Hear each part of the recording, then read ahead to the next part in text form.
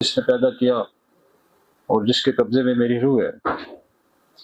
हमारी जो नसोड्स की सीरीज चल रही है जी, उसमें ये जो तीसरा लेक्चर है, ये नहायत ही आम लेक्चर है, क्योंकि इसकी वजह यह है कि ये रूमेटोलॉजी से मुतल्लिका इन्फेक्शन डिजीज़ हम कर रहे हैं।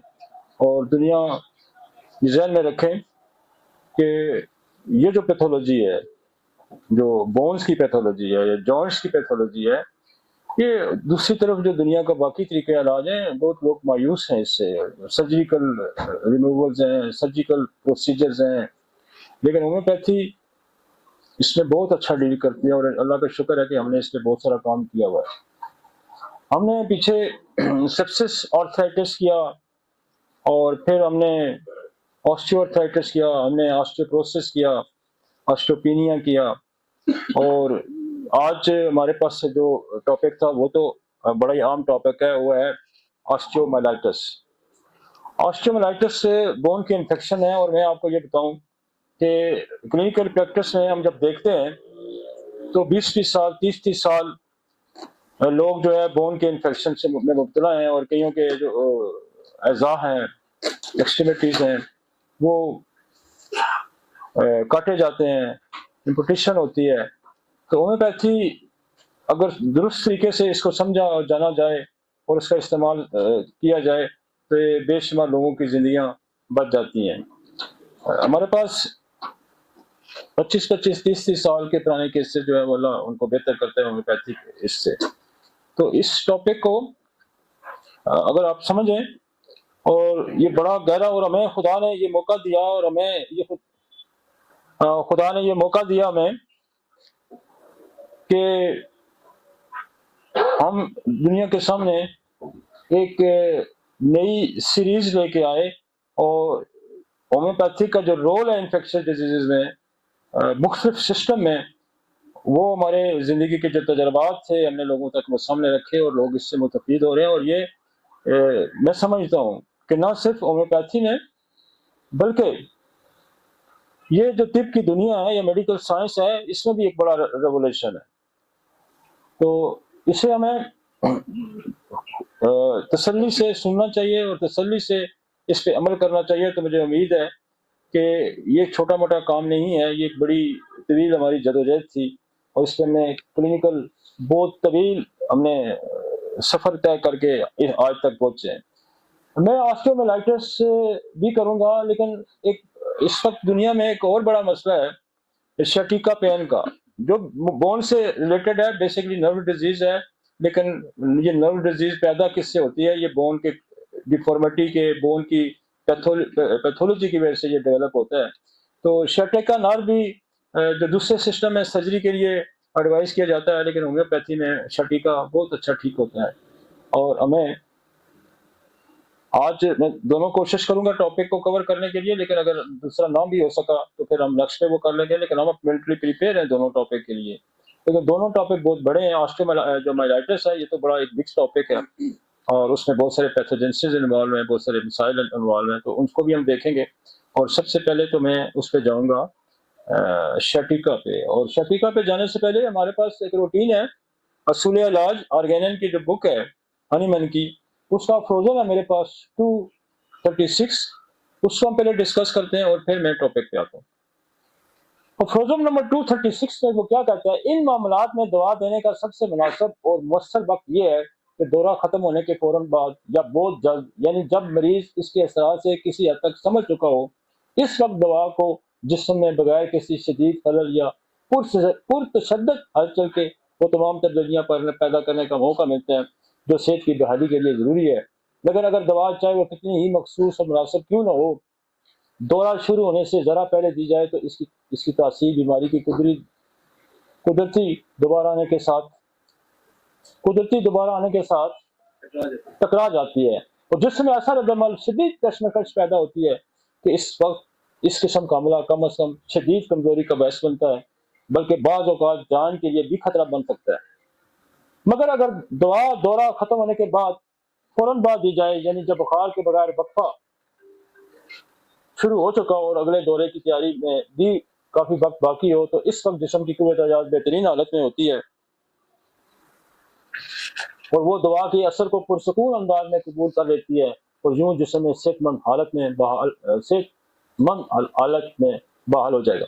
असल में वो कहता है कि जब कोई एक्यूट फेज आता है, जब किसी बीमारी की शिद्दत आती है, तो उस वक्त दवाई देना, दवाई और मर्ज के आपस में टकराव का खतरा होता है। जंग जारी है, तो आप उसको, उस जंग को इस तरह से उसकी कोई इस्लाह नहीं कर सकते कि कोई और इंटरवीन आप करें और मुदाखलत करें, तो बजाय वो हालात बेहतर होने के। और इसलिए कहते हैं कि जब बंदे गुस्से में हो, ठंडे हो जाए, तो फिर उनका कोई बंदोबस्त किया जाए, ठीक है। क्योंकि उस वक्त जज्बात में उनको अच्छी चीज भी बुरी लग रही होती है, तो बुरी तो वैसे ही बुरी लग रही होती है। तो जब बीमारी की शिद्दत हो, दौरा होने से फौरन पहले वो कहता है कि वो जो उसकी दवा कोई गलती है ना दे, पहले उसको जो, इससे पहले भी फ्रोजन में उसने कहा था कि उस एक्यूट कंडीशन को पहले संभालें अपने तजर्बे की रोशनी में या लोगों के तजर्बे के, उस वक्त को संभालें। अब एक बंदे का हाई ग्रेड टेम्परेचर है, तो उस टेम्परेचर को किसी तरीके से पहले कोल करें, जो ही वाइटल फोर्स सेटल हो जाएगी, फिर उसको अगले हमले से पहले हम उसका बीच में जो हमारे पास रेस्ट एरिया बन जाएगा, उसमें हम उसका इलाज कर लेते हैं, तो फिर हालात बेहतर हो जाते हैं। बात ये समझिए कि बिल्कुल जब दो बंदे लड़ रहे हो, तो बेसिक होता है कि उस वक्त उस कश्मकश को सेटल किया जाए, फिर दोनों बंदे की बात सुन के उसका इलाज किया जाए ना, बजाय इसके उस वक्त हम इलाज करेंगे तो बात कुछ समझ नहीं आएगी। तो इस सिचुएशन से निकलने के लिए वो कहता है कि ये जो एक्यूट कंडीशन है, जो जानलेवा भी है और उस बंदे पे उस वक्त दौरा पड़ा हुआ है, या उसको फिट्स है, या उसको हाई ग्रेड फीवर है, या कोई पेन है, तो उसको सेटल करें। और उसके बाद जब मौका मिलता है, मरीज बेहतर हालत में होता है, तो उसका इलाज करें, तो फिर खतरनाक सूरत हाल नहीं। वगरना उस हालत में अगर आप मेडिकेशन की इंटरवेन करेंगे, तो वो एक अलग एक्यूट कंडीशन आई है और आपने भी उस पर दवाई अप्लाई की है, तो वाइटल फोर्स जो है एक तरफ कोप करने में लगी होती है। और ये कहते हैं कि जब इंसान खाना खा रहा हो, तो उस वक्त को उसको बुरी खबर नहीं देनी चाहिए, क्योंकि उसकी टेंशन डाइवर्ट होगी और सारा सिस्टम जो डाइजेशन पे लगा हुआ वो डाइवर्ट होगा, तो वो खाना भी उसकी मौत का सबब बन सकता है। हार्ट अटैक जितने भी होते हैं, एग्जर्शन और खाने के फौरन बाद होते हैं ज्यादातर। तो खाते हुए या आपका जिस्मानी जिस्म कहीं बिजी है, वाइटल फोर्स कहीं बिजी है, तो उसको उस मामला से हटा के फिर उसका, तो सियाने अक्सर कहते हैं ना, जरा इसको थोड़ा सा ठंडा होने दे, फिर इससे में बंदोबस्त। यही कहते हैं ना बड़े पुराने बुजुर्ग आपके, कि अब हालात बड़े बिगड़े हुए हैं, थोड़े से कूल डाउन होंगे, फिर हम इसका कोई हल निकालेंगे, और फिर हल निकल आता है। यही एनिमल इस दुनिया का लॉ जो है, जो चाहे वो सोशल है, वो चाहे इकोनॉमिकली है, चाहे फिजिकली है, ये लॉ एक दूसरे से कोरिलेट करते हैं। तो बड़े बुजुर्ग आपको कहते होंगे ना, जरा थोड़ा सा बंदे को कूल डाउन होने दे, फिर मैं इसका कोई बंदोबस्त आपको कर दूंगा। तो ये अफरोजम ये है कि जब शिद्दत होगी, तो बस शिद्दत खत्म होगी, अगली शिद्दत आने से पहले, ताकि दोबारा शिद्दत ना आए, हम इसका कोई ना कोई अरेंजमेंट होना चाहिए। ठीक हो गया जी, आगे चले जी। शटीका बड़ा सब्जेक्ट है इस सेंस में कि जब किसी को शटीका होता है ना, तो ये उससे ही पूछें कि उसकी मूवमेंट रिस्ट्रिक्ट हो जाती है, बाउंड हो जाता है, इवन लोग बेड से नहीं उठ सकते, और बड़ी मुश्किल सूरत होती है। इंसान की जिंदगी का जो दारोमदार है, उसकी एक्सट्रीमिटीज पे है, चाहे वो लोअर एक्सट्रीमिटीज हो या अपर एक्सट्रीमिटीज। बेसिकली आपका बोनी स्ट्रक्चर है, जो वर्टिब्रा कॉलम है, ये कॉलम जब डिस्टर्ब हो जाएगा, जिसको कहते हैं ना, अब लोग मिसाल देते हैं कि फला रीढ़ की हड्डी जो है, वो बतौर मिसाल भी यूज होती है कि यार ये जो फला चीज है, ये उसकी रीढ़ की हड्डी है, अगर ये कोलैप्स हो जाती है तो बॉडी कोलैप्स है। तो रीढ़ की हड्डी के अंदर कोई प्रॉब्लम होता है, तो फिर इंसान की मूवमेंट रिस्ट्रिक्ट हो जाती है, वो दुनिया के जो कारोबार हैं या दुनिया के जो मसाइल हैं जिससे वो निपटता है, वो लाचार हो जाता है। लिहाजा रीढ़ की हड्डी, जैसे वाज दफा कहते हैं कि जी महीशत की रीढ़ की हड्डी जो है, ये फलां चीज अगर ये हो तो रीढ़ की हड्डी है, पानी जैसे या ज़राअत जो है हमारी रीढ़ की हड्डी है, हमारा इंडस्ट्रीज रीढ़ की हड्डी, मतलब इससे एक एग्जांपल दिया जाता है ना। तो रीढ़ की हड्डी के अंदर कोई भी कंप्लेन आएगी, तो हमने पीछे सर्वाइकल एरिया पढ़ा, हमने थोरेसिक एरिया पढ़ा, अब लंबर एरिया के अंदर जो है बेसिकली यहाँ से जनरेट होता है शटीका। तो हमने इसको ये जानना है कि पहले तो ये समझने की कोशिश करें कि व्हाट इज द शटीका। शटीका एक नर्व का नाम है, एक एसाब का नाम है, और ये सबसे बड़ी नर्व है बॉडी की, ये भी ध्यान में रखें, जिसने लोअर एक्सट्रीमिटी सारी को, इसने आपकी कमर से नीचे जितनी आपकी मूवमेंट है दोनों लेग की, ये थ्रू नर्व्स कंट्रोल होती है। तो ये बड़ी नर्व है बॉडी का, जितने हमारे जो हमारे ये क्रीनियल नर्व्स हैं, हमारे ब्रेन की जो नर्व्स हैं, बॉडी की बाकी बेशुमार नर्वस सिस्टम है आपका, उस नर्वस सिस्टम के अंदर जो सबसे बड़ी नर्व है उसको कहते हैं शैटिका नर्व, शैटिक नर्व। इसकी डेफिनेशन क्या है कि sciatic pen radiating along the sciatic nerve pathway originate from the lumbar or sacral nerve root irritation, symptom not a diagnosis। इसकी सिम्टम कोई इतनी डायग्नोसिस का सबब नहीं है, बल्कि ये ध्यान में रखें कि ये हमारे जो पूरा वर्टिब्रा कॉलम है इसके इस तरह है कि पहला हिस्सा जो है वो सर्वाइकल का हिस्सा, जिसके ऊपर 7 वर्टिब्रास होते हैं, उसके नीचे 12 मोरे जो किसके हैं, थोरेसिक के हैं, फिर 5 जो है लंबर के, फिर 5 सैक्रल के, और फिर 3 हमारे कॉक्सिक बोन के, बोलते वो जुड़ी होती है कॉक्सिम टेल बोन जिसको हम कहते हैं। ये इस तरह से तकसीम है। और ये कहां से जनरेट होती है? ये लंबर और सैक्रल दोनों से जनरेट होती है। लंबर के 2 मोरे हैं और 3 सैक्रल के मोरे हैं। L4-5 लंबर है और S1-2-3 सैक्रल है। तो ये ध्यान में रखें। और ये 5 मोरों की जो नर्व्स हैं ये मिलके एक बड़ी नर्व बनाती हैं जिसको कहती हैं शैटिक नर्व। जैसे छोटे छोटे नाले मिलके या छोटी छोटी नदियां मिलके एक दरिया की शक्ल अख्तियार करते हैं, जैसे हमारे 5 दरिया मिलके 5 सारे एक जगह जमा होते हैं, तो ये बेसिकली 5 ब्रांचेस हैं जो लंबर 4-5 एंड सैक्रल 1-2-3 से जनरेट होती है। और फिर जाके आगे ये देखें, ये L4 से निकल रही है, L5 से निकल रही है, S1 से S2 S3, ठीक हो गया।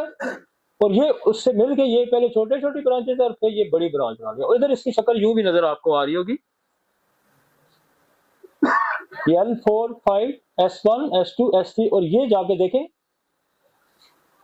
ये बड़ी नर्व की शक्ल इख्तियार कर देती है, मोटी हो जाती है, और फिर ये नीचे टिबिया और ये फीमर बोन के पीछे पीछे चलती है और आपकी जितनी मूवमेंट है ये कंट्रोल करती है। और जब यहां कोई प्रॉब्लम आ जाएगा, हल करें, L4 में कंप्रेशन आ गया तो फिर भी शैटिक नर्व डिस्टर्ब हो जाएगी, L5 में कंप्रेशन आ गया फिर भी डिस्टर्ब हो जाएगी, S1 में आ जाएगा। और बाद आप जब MRI कराते हैं तो उसमें लिखा होता है L4-5 कंप्रेशन, बाद में लिखा है 5S1 कंप्रेशन, बाद में S1-2 कंप्रेशन, बाद में, और बाद लोगों के ये सारे ही खराब होते हैं। इसकी पैथोफिजियोलॉजी बहुत सारी है। ये आपका ट्रोमा हो सकता है, ये आपकी बोन कमजोर हो सकती है, ये इसमें इरिनेशन आ जाती है, इसमें बल्ज आ सकता है, इसमें स्टीनोसिस आ जाता है। तो ये बहुत सारी वजूहात हैं जो शैटिक नर्व के अंदर कोई भी पैथोलॉजी, मतलब एक बंदा वेट लिफ्ट करता है तो डिस्क अपनी जगह से अगर L4-5 की डिसलोकेट होगी, S1 की तो फिर भी शैटिक नर्व कंप्रेशन। और हमारे पास दोनों हर काजेस पे भी दवाइयां हैं और हमारे पास सिम्प्टोमेटोलॉजी की भी दवाइयां हैं। हमारे पास हर पैथोलॉजी की मेडिसिन मौजूद है जो आगे जाके मैं डिस्कस करूंगा। लेकिन पहले हमें इस बात को समझना होगा कि जब आपके पास कोई कहता है कि मुझे शैटिका है, तो फिर आपको पहले फौरन ध्यान में आना चाहिए कि ये 5 मोरों में कोई गड़बड़ है, ठीक है। और जब आपको ये अंदाजा हो जाएगा कि मरीज आपका समझ आएगा, बाद दफा MRI लोग खोलते नहीं है तो हम ये कहते हैं कि आपको या तो L4-5 में कंप्रेशन है या S1-3 में कंप्रेशन है, तो मरीज समझ आता है कि डॉक्टर को हमारी किसी बात का इल्म है। तो जब MRI आप खोलते हैं तो वो कहते हैं जी MRI में भी यही चीज है। और मोस्ट कॉमनली ये जो प्रैक्टिस है L4-5 S1 में कंप्रेशन आ जाता है ज्यादातर, L4-5 मोस्टली इन्वॉल्व होता है। अगर L4 नहीं इन्वॉल्व तो 5 जरूर इन्वॉल्व होता है, इनमें ज्यादा कंप्रेशन होता है तो उससे शैटिक नर्व। और ये फिर जिस तरफ कंप्रेशन इधर आएगा तो राइट पे चला जाएगा, इधर होगा तो लेफ्ट पे पेन आ जाएगा। इतनी हद तक समझ आ गई जी? इधर जरा करें जी, जरा इसको थोड़ा सा इस साइड पे हो सकता है। ये लंबर स्पाइन है और ये हिप जॉइंट है, और आप ये देखें कि ये आके अंदर जा रहा है किसके, हिप जॉइंट के, क्योंकि हिप जॉइंट देखें यहां से स्टार्ट हो गया और ये मोरा, ये जो आपके जो है ना, ये देखें L4-5 S1-2-3 ये बिल्कुल अंदर चले गए हैं उसके हिप बोन के, और इसके नीचे पे ये टेल बोन आ रही है। तो यहाँ वैसे बड़ी स्ट्रांग एरिया होता है, ये ज्यादा ये बल्ज करते हैं क्योंकि हिप बोन यहाँ से थोड़ा सा डिटैच होना शुरू हो जाता है। S1 में तो बिल्कुल ग्रिप रखा होता है, लेकिन अक्सर आपने MRI पढ़ी होगी तो L4-5 खराब हुआ होता है क्योंकि ये ओपन है, इसको सपोर्ट है। इसी तरह ये हमारा जो सेंट्रल वाला एरिया है जिसको थोरेसिक एरिया कहते हैं, इसको रिब्स ने भी काबू किया होता है। तो प्रॉब्लम ज्यादा कहाँ आएंगे, सर्वाइकल के ऊपर एरिया में आएंगे, और L4-5 ज्यादा कंप्लेनिंग है, क्योंकि ये इस बोन के से अब बहुत सारी जगह बार दफा होता है कि ये बोन भी जो है ना, हमारी जो पेल्विक बोन्स है, ये भी किसी वजह से डैमेज हो जाती है, तो वो भी इसको डिस्टर्ब कर देगी। ये सैक्रम जो है, ये एरिया जो आपका ये एरिया, ये भी अगर किसी वजह से डैमेज हो गया तो ये भी कंप्रेशन इस पर डालते हैं। लेकिन बेसिकली जो नर्व्स यहाँ से निकल रही हैं, ये नर्व्स किसी वजह से प्रेस होंगी, दबेंगी, जिसकी मूवमेंट, इसके अंदर एक स्पेस होता है, कुशन होती है, उसके अंदर नर्व्स गुजर रही होती हैं, तो जब इस पर प्रेशर आएगा तो हमारे पेन होगा। आगे चलते हैं। इतनी तो आप पहले, ये इतना इजी है कि आपको ये समझ आइए कि ये नर्व कहाँ जनरेट हो रही है।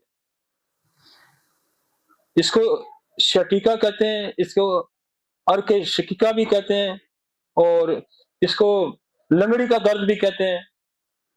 हर बंदे ने अपने हिसाब से मेडिकल लैंग्वेज में इसको शटिका, शटिक नर्व कंप्रेशन कहते हैं, और उसको आम रूप में शटिक पेन कहते हैं, या इसको शटिका। जब शटिका बोला जाए तो इसका मतलब यह है कि ये 5 मोरों में से किसी मोरे में, 1 में, 2 में, 4 में किसी में खराबी आ गई। ठीक होगा जी। अब इसकी कॉजेटिव फैक्टर क्या हो सकते हैं कि ये नर्व क्यों कंप्रेस होती है। इसका पहला कॉजेटिव फैक्टर क्या है, नंबर डिस्क एरिनेशन है, मोस्ट कॉमन। डिस्क के अंदर एरिनेशन होगी, हस्की डिजेनरेटिव ऑफ, ये डिजेनरेशन चेंजेस हैं एज की वजह से। बोन के अंदर वो स्ट्रेंथ नहीं रही, बोन के अंदर वो स्ट्रेंथ नहीं रही, जिसकी वजह से हड्डी कमजोर होगी, डिजेनरेट होगी, और उसको क्या हुआ, क्या हो गया जी, आ जाएंगे। तो क्या हो गया, डिजेनरेशन हो गई, और डिजेनरेशन होने की वजह से हड्डी कमजोर होगी, और जो डिस्क है वो बैठ गई, और उसके बैठने की वजह से नर्व कंप्रेशन आ गया। इंजरी हो सकती है, ट्रॉमा हो सकता है, और ट्रॉमा की वजह से भी ये शैटिक नर्व जो है ना वो कंप्रेस हो सकती है। यहाँ कोई ट्यूमर ग्रोथ कर सकता है, यहाँ कोई ट्यूमर ग्रोथ कर सकता है, और उसकी वजह से भी जो है वो नर्व कंप्रेशन आ सकता है। तो हमें ये जानना बड़ा जरूरी है कि इसकी मोस्ट कॉमनली कॉजेज क्या हैं। उन कॉजेज को मद्देनजर रखते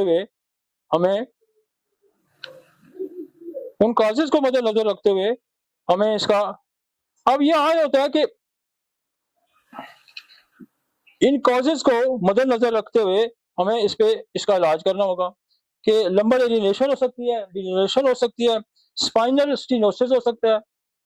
स्टीनोसिस के मतलब है कि वो नैरो हो जाती है जगह, और एक है पेरिफॉर्मिस सिंड्रोम है।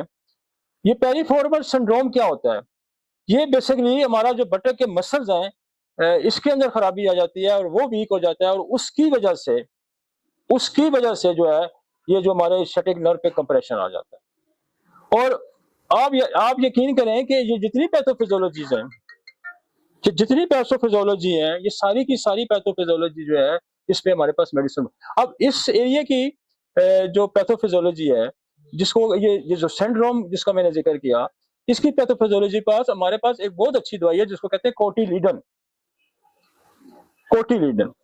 और कोटिलिडन जो होती है वो बेसिकली इस चुकरे की हड्डी के नासूर की भी बड़ी दवाई है, इसके मसल की दवाई बड़ी है।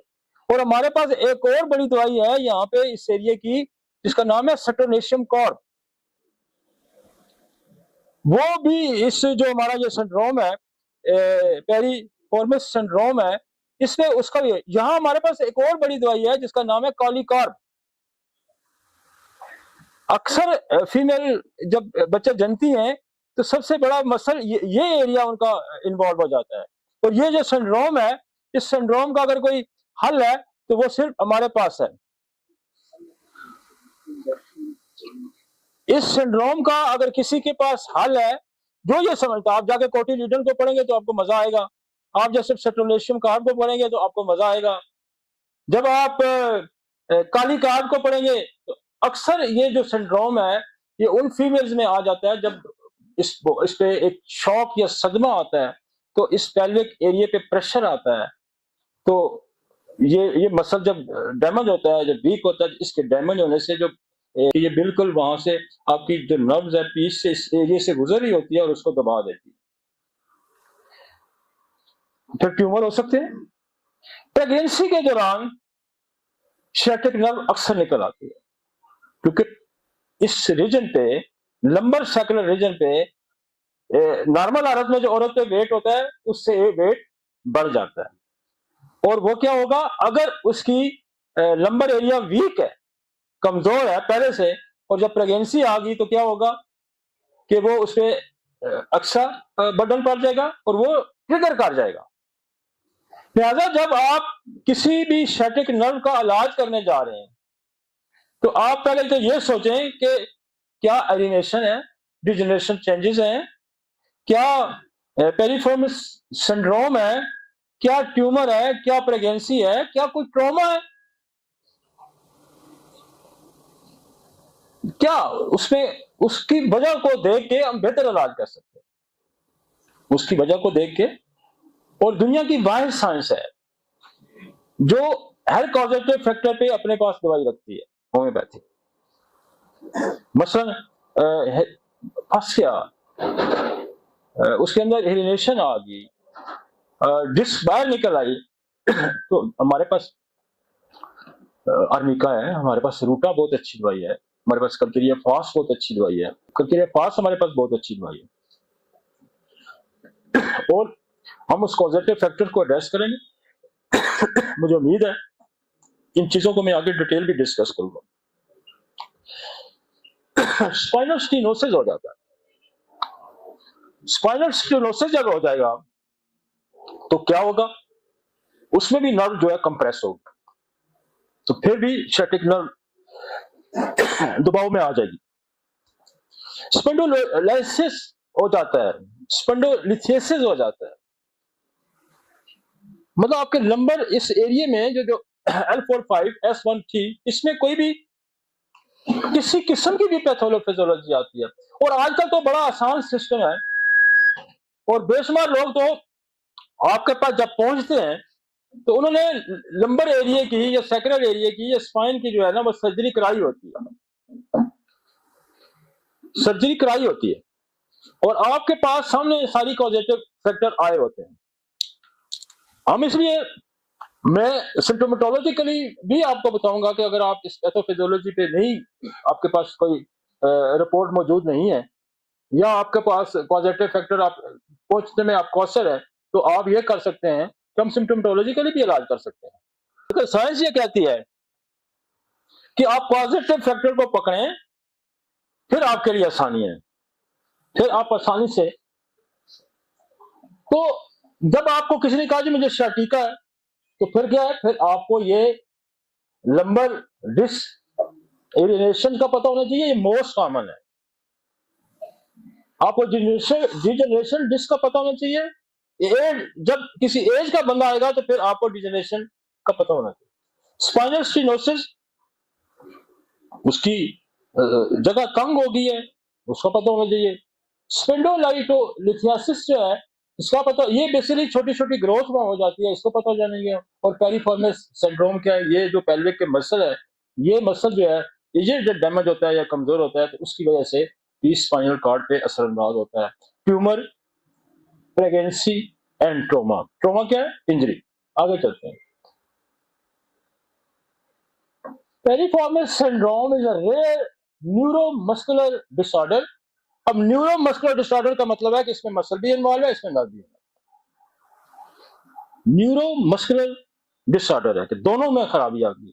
पहली जो हम चीजें जो पढ़ रहे हैं वो क्या है कि हड्डी के अंदर कोई मसला है और हड्डी की वजह से नर्व कंप्रेस हो रही है। इसमें कहता है कि न्यूरोमस्कुलर दोनों में खराबी आ गई, कि नर्व भी और मसल की खराबी की वजह से।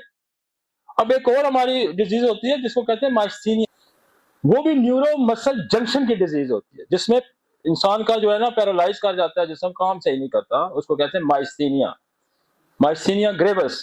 वो बेसिकली ऑटोइम्यून डिजीज है कि वो ऑटोइम्यून जो आपका इम्यून बॉडी जो है एंटीबॉडी, वो जाके न्यूरो मस्कुलर जंक्शन पे काम करती और ये न्यूरोमस्कुलर डिसऑर्डर्स है, ये ऑटोइम्यून नहीं है, लेकिन जहां मसल पहले इन्वॉल्व होगा और मसल इन्वॉल्व होगा तो नर्व इन्वॉल्व हो जाएगी। In the buttocks compress the sciatic nerve, और फिर इसकी वजह से sciatic nerve compress होगी, cause pain, tingling और numbness in the buttock and down the leg, इसको कहते हैं sciatica। ये देखें, थोड़ा सा बड़ा करें, ये पीछे देखें, ये sciatic nerve गुजर रही है और यहाँ ये मसल है, यहाँ ये मसल है, ये देखें, अब sciatic nerve ये पीछे से ही गुजर रही है, अब इस पे ये दबाव है। यहाँ की दवाइयां कोटिलेडन, यहाँ की दवाइयां कालिकार, यहाँ की दवाइयां सेट्रोनेशन कार। मोस्ट कॉमनली हड्डी में कोई प्रॉब्लम नहीं आ रहा होता, ये आपका L4-5 जब MRI होगी तो वो ठीक होगी, फिर आप कहेंगे ये कहां से दर्द आ गया, सही ऊपर स्पाइन उसने कहा L4-5 S1-2-3 तो नॉर्मल है, फिर पैर sciatica का कैसे हो गया, तो फिर आपको ये भी जानना चाहिए कि ये मसल इन्वॉल्व हो गया। इस मसल का नाम ही है पेरिफॉर्मिस मसल। ये मसल देखें ऐसी जगह पड़ा है जिसके पीछे से ये नर्व यूं गुजर रही है, ये आगे जी समझ। इसकी दवाइयां कौन सी होंगी? कोटिलेडन है, सेट्रोनेशियम कार्ब है, काली कार्ब है, और यहाँ एस्कुलस हिप भी काम करती है, ये भी मैं आपको बताऊं। एस्कुलस हिप लोग अक्सर कहते हैं मैं जी बस sciatica का ना कमर का निचले हिस्से का दर्द है तो मैं एस्कुलस हिप से ठीक करता हूँ। बेसिकली एस्कुलस इस एरिया की दवाई है। अब यहां देखें ना, ये जो कॉक्सिक बोन है,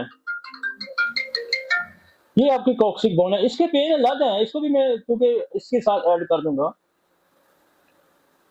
ये S4-5 के साथ 5 के साथ ये जुड़ी 3 मोरे हैं, इसको कॉक्सिक बोन कहते हैं, इसको कॉक्सिडीनिया भी कहा जाता है, जिसकी एक सरकोड भी हमारे पास बहुत अच्छा काम करता है जिसको कहते हैं कॉक्सिक। और इसकी और बड़ी दवाई है, इसकी एक और बड़ी अच्छी दवाई है जिसको कहते हैं हाइपेरिकम। आप अगर बोरक को पढ़ें और कॉक्सिडीनिया की दवाई हाइपेरिकम है, तो नर्व जहां एंड हो रहा होता है वहां अगर कोई नर्व के अंदर प्रॉब्लम होता है तो क्या हाइपेरिकम बहुत अच्छा काम करती है।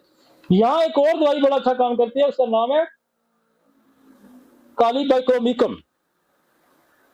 काली, जहां छोटा स्पॉट पकड़ा जाए, ये छोटा स्पॉट है उसमें कालीबाइक्रोमा। यहां काशीराम लिखता है कि इस कॉक्सिक बोन की अक्सीर दवाई है कौन सी?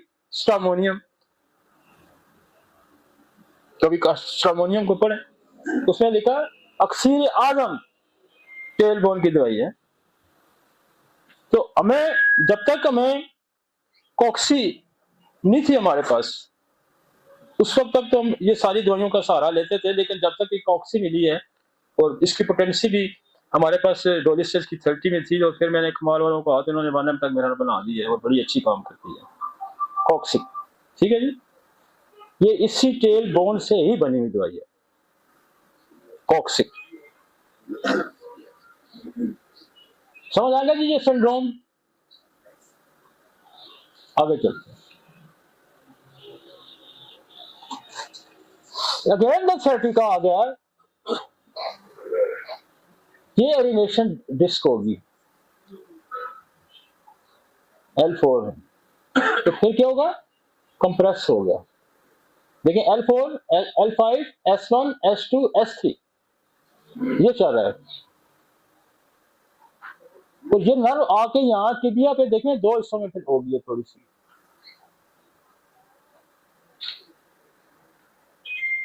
और देखें ये यहाँ से पूरा, अच्छा किसी का अगर थोड़ा कंप्रेशन हो तो दर्द यहाँ तक होगा, और ज्यादा कंप्रेशन तो दर्द यहाँ तक होगा, और ज्यादा हो तो ये नीचे तक दर्द जाता है, रेडिएट करता है, और ये दर्द रेडिएट करता है। जब भी नर्व का पेन आएगा तो क्या करेगा? रेडिएट करेगा, एक जगह से दूसरी जगह जाएगा। ये दूसरी जगह जाने का मतलब है कि नर्व इन्वॉल्व होगी। बाद लोग आपको ये आगे कहते हैं कि मेरा दर्द इधर लोकल है, जैसे कॉक्सिक का दर्द लोकल है,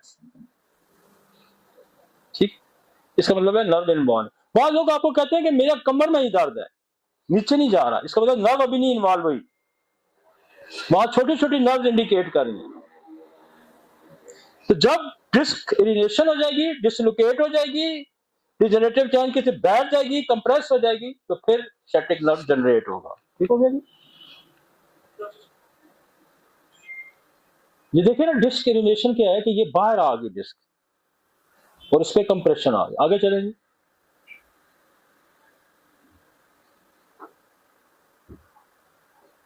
ये नॉर्मल डिस्क है, ये देखिए नॉर्मल डिस्क है और ये इरिनेटेड है, ये यहां से बाहर निकल रहा है और फिर इससे यहां नर्व कंप्रेशन है। आगे चलते हैं जी।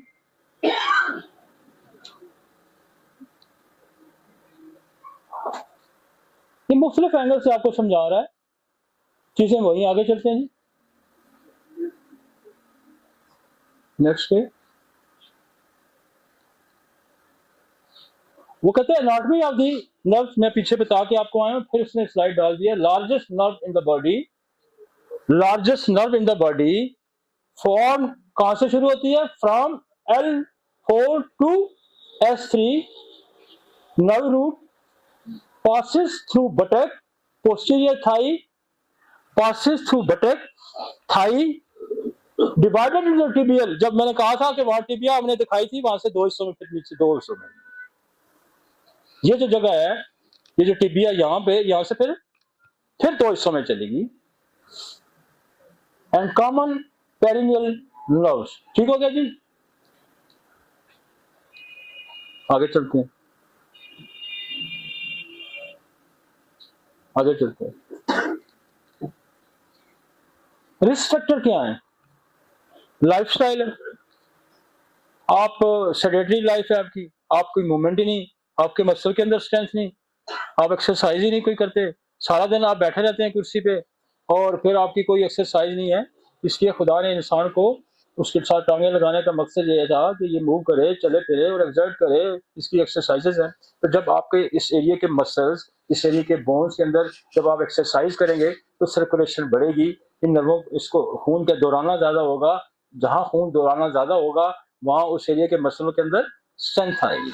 हमारे लोग क्या करते हैं, सारा दिन बैठे रहते हैं, आर्ट की दुकान है, कोई कपड़े की दुकान है, कोई ऑफिस वर्क है, बस शाम को 7-8 बजे छुट्टी की, फिर घर जाके फिर बिस्तर पे सो गया और इस एरिया की मूवमेंट ही नहीं होती।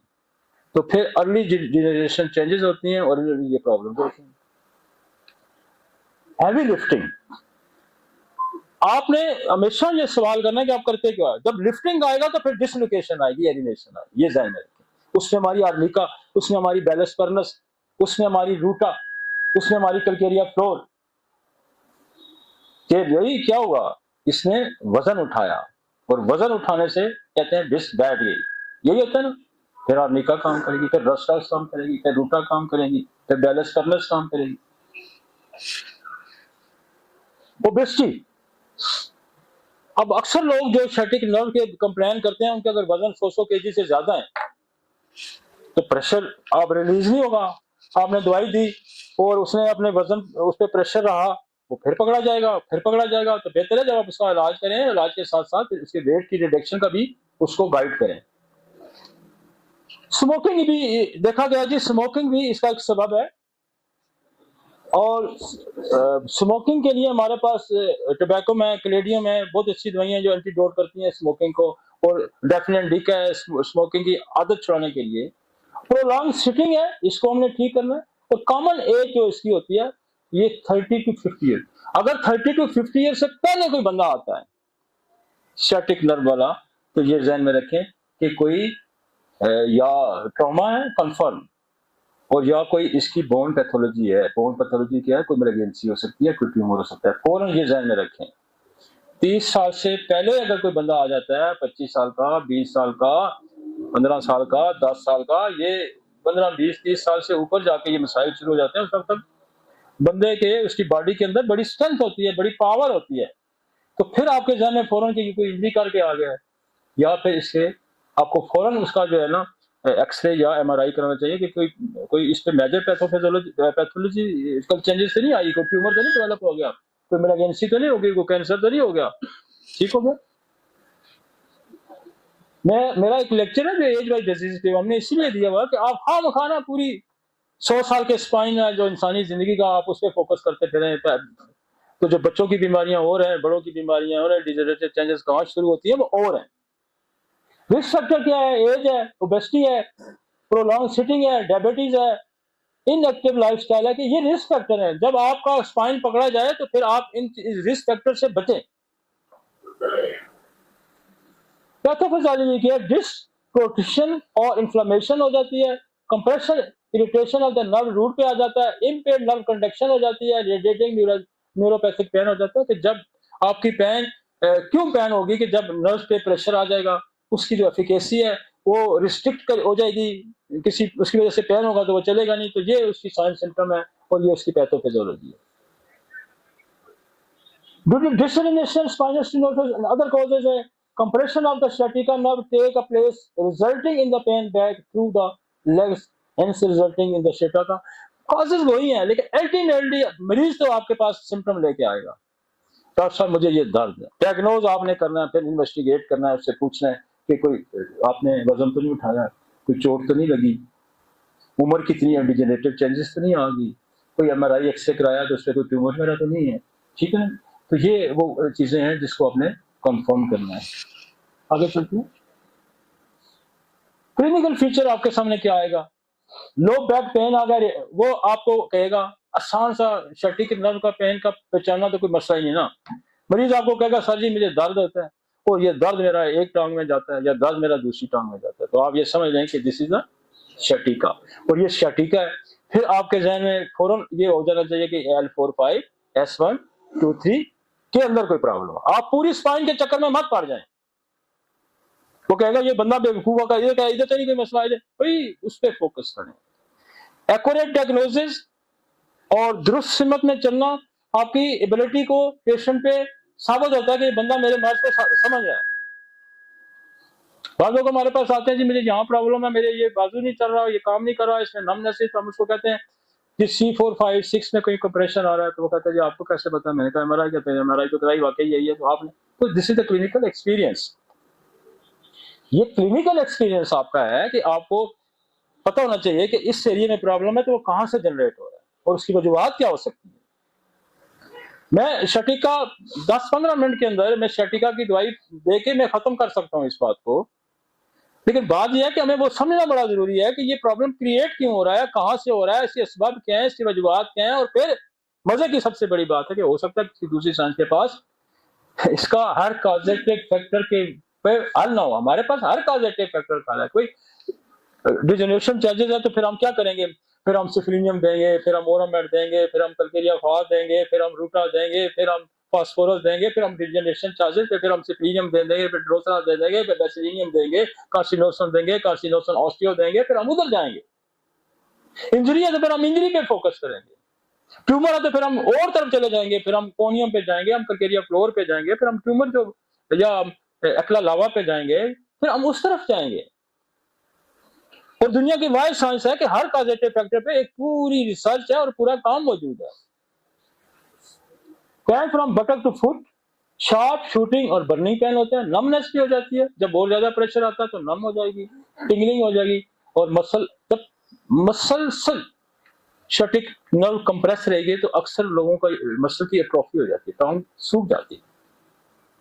लेटर स्टेज में जाके ये मसल एट्रोफाई हो जाएगा, ये सूख जाएगा, कमजोर हो जाएगा मसल से, क्योंकि मसल को उसकी जो है उसका रेगुलेशन नहीं हो रही, वहां ब्लड की सर्कुलेशन रुक गई, वहां मसल को आप मसल पे मसल से स्ट्रेस डाली रखें, उसने कहां ग्रोथ करना है?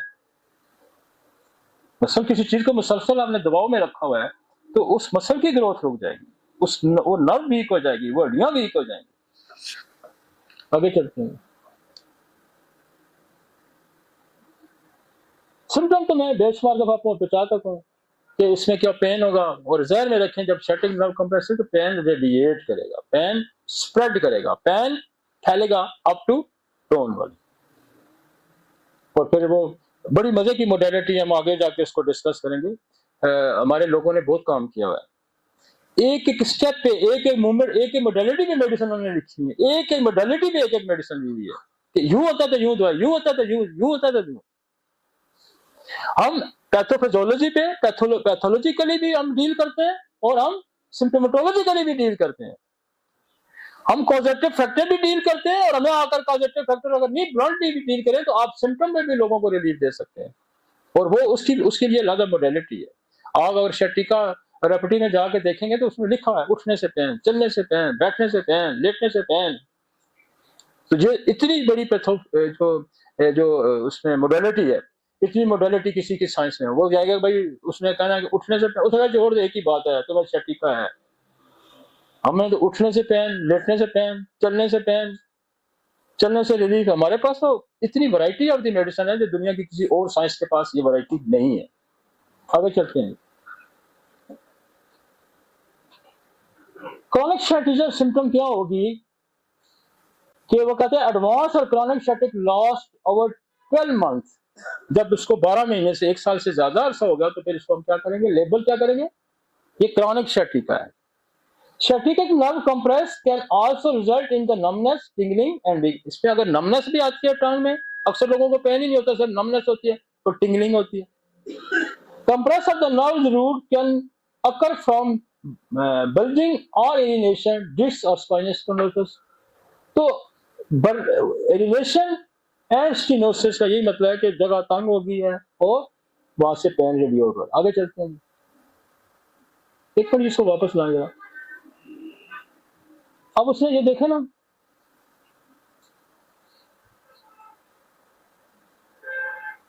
ये पेल्विक है, ये स्पाइन है, ये सैक्रम है, और ये L4 लंबर है, और सैक्रम देखें अंदर घुस गया पेल्विक के। ये बड़ा सेफ होता है, कम ही चांसेस होते हैं कि आपका सैक्रल रीजन में कोई मसला पैदा हो। ज्यादातर हमारे पास जो रिपोर्ट्स आती है L4-5 में आ रही होती है। और फिर ये आपकी फीमर बोन है, ये वाली, और फिर इसके साथ साथ ये देखें स्टैटिक नर्व जो है आपकी ट्रेवल कर रही है। चले जी,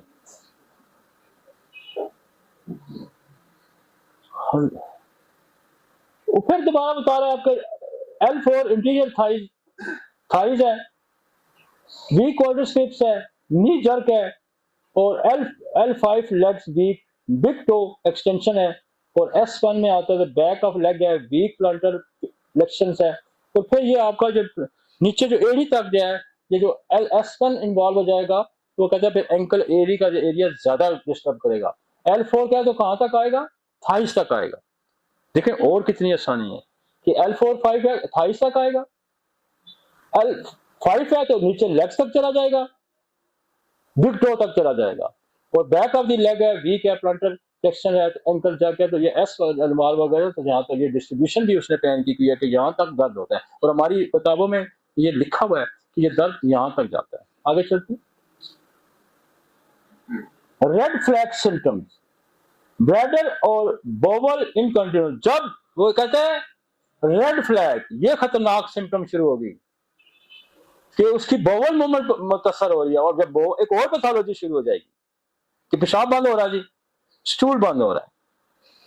इसको क्या कहा है उसने, रेड फ्लैग, सुख चंडी आ गई, यहां काम खतरनाक है। और सडन एनेस्थीसिया आ गया, प्रोग्रेसिव लेग वीकनेस आ गई, सीवियर ट्रॉमा हिस्ट्री है, और सस्पेक्टेड नेग्लिजेंसी। और जब ये सिम्टम आने शुरू हो जाए, रेड फ्लैग सिम्टम आने शुरू हो जाए, जब आपके ब्लैडर पे असर अंदाज, अब जब ब्लैडर पे असर आ गया तो कौन सी दवाई काम करेगी, कॉस्टिकम उठाएगी। कॉस्टिकम क्या करती है, एक जो पैरालिटिक कंडीशन हो रही है उससे आपकी जान छुड़ाएगी। और हम अक्सर जो हम उसका इलाज करते हैं, जब स्पॉन्डिलाइटिस का या लंबर एरिया का मैं करता हूं, तो मैं कॉस्टिकम को जरूर इस्तेमाल करता हूं, क्योंकि लोग जब आपको ये क्या कहना शुरू हो जाते हैं कि सर जी मेरे तो टांगों में नमनेस आनी शुरू हो गई है, तो जब टांगों में नमनेस आनी शुरू होगी तो अगली स्टेज क्या होगा, फिर स्टूल और यूरिन में प्रॉब्लम शुरू हो जाएगा। तो हम कॉस्टिकम यहाँ लगाना शुरू कर देते हैं, यहाँ काली फज लगाना शुरू कर देते हैं। तो कॉस्टिकम जो है इस कॉम्प्लिकेशन की दवाई है, जहां नमनेस स्टार्ट होगी, जहां आपका ब्लैडर और रेक्टम एरिया जो है इन्वॉल्व होना शुरू होगा, उस पर प्रेशर आ रहा है, और आपका स्टूल इनवॉलंटरी हो रहा है, या कॉन्स्टिपेशन हो रही है, निकल नहीं रहा, या पेशाब रुक रहा है, या बंद हो जाता है, या फ्री हो जाता है। समझ आ गई जी। मैं शटिका तो आपको पढ़ा सकता था, लेकिन ये चीजें ऐसी ऐसी हैं कि ये उसके अंदर से निकल रही है, और ये कॉम्प्लिकेशन है। और फिर इसकी कॉम्प्लिकेशन क्या होगी कि बड़ा बंदा जो है रिस्ट्रिक्ट हो जाएगा। फिर वो मूवमेंट के काबिल नहीं है, उसका चलना मुश्किल। और हमने हजारों ऐसे लोग हैं जो बेड रिडन हो गए, जो मूवमेंट नहीं कर सकते थे, इस बैक बोन के प्रॉब्लम से उन्होंने मूवमेंट शुरू की और नॉर्मल रूटीन में चले जाते हैं। ये होम्योपैथी को ये एहसास हासिल है कि हर primary, secondary, third stage, chronic stage, red flag symptom, हर सिम्टम को डील करने की सलाहियत रखते हैं। आगे चलते हैं।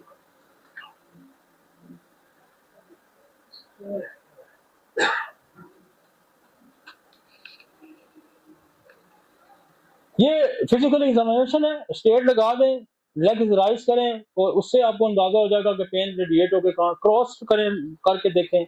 मोटर पावर टेस्टिंग है, रिफ्लेक्स टेस्ट और सेंसरी एग्जामिनेशन भी होता है कि जो सुइयां लगा के वो करते हैं कि कौन कौन से एरिया अफेक्ट हो रहा है, कौन कौन सा। इसकी एमआरआई बहुत अच्छा है। और फिर आपका ये बाकी जो मोटर पावर टेस्टिंग है कि इसका नर्वस एरिया भी जरूर चेक करना होता है कि गया काम है। अक्सर तो लोग जब आपके पास आते हैं तो ये सारे टेस्ट करा के उनकी फाइल भरी पड़ी होती है और आपने उसको एग्जामिन करना होता है और एग्जामिन करके अकॉर्डिंग टू पैथोफिजियोलॉजी और according to pathology, according to cause हम उसका ठीक उसको करते हैं। आगे चलते हैं।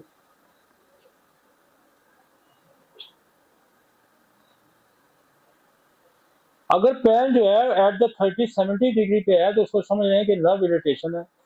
और अगर cross SLR more specific for disc herniation है। आगे चलें।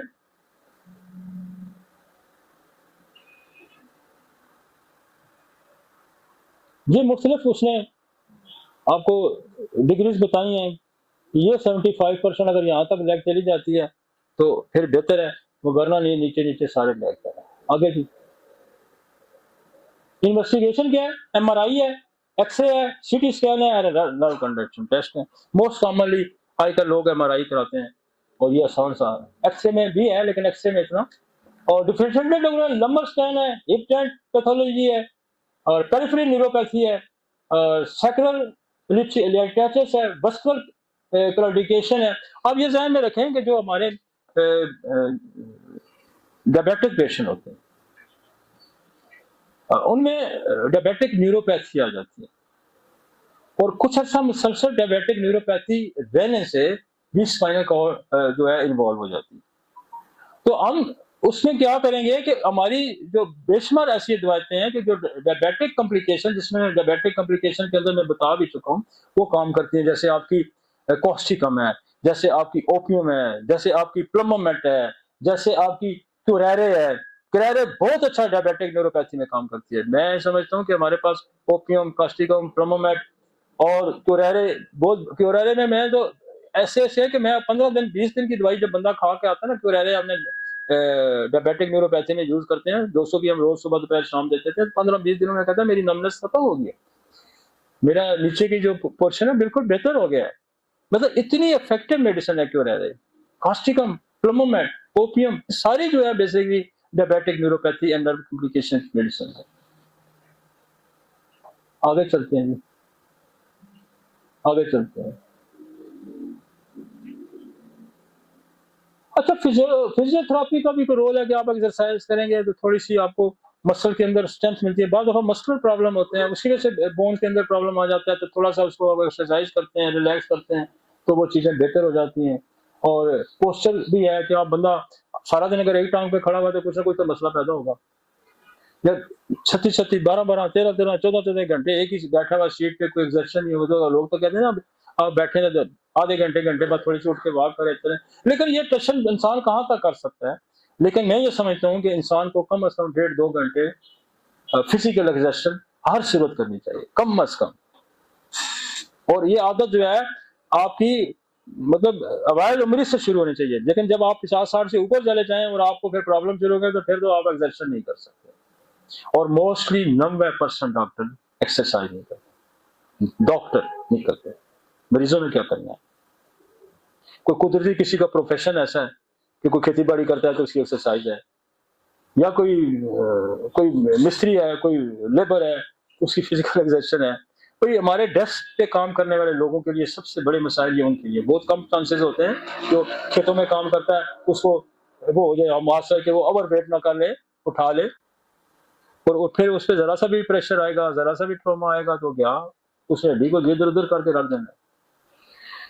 हमें मैं हम यूरोप में जाते हैं, देखते हैं, यूके में इधर उधर जाते हैं, 80 साल का गोरा, 100 साल का गोरा आम सड़कों पे दौड़ता हुआ नजर आता है।